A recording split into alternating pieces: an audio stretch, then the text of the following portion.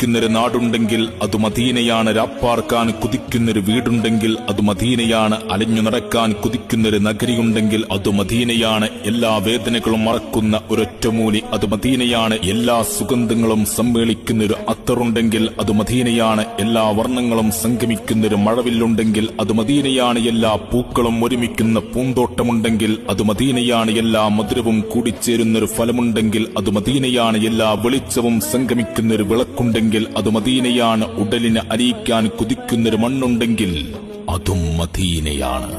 എല്ലാം എല്ലാം എല്ലാം മദീന നിനക്കു വേണ്ടിയാണ്.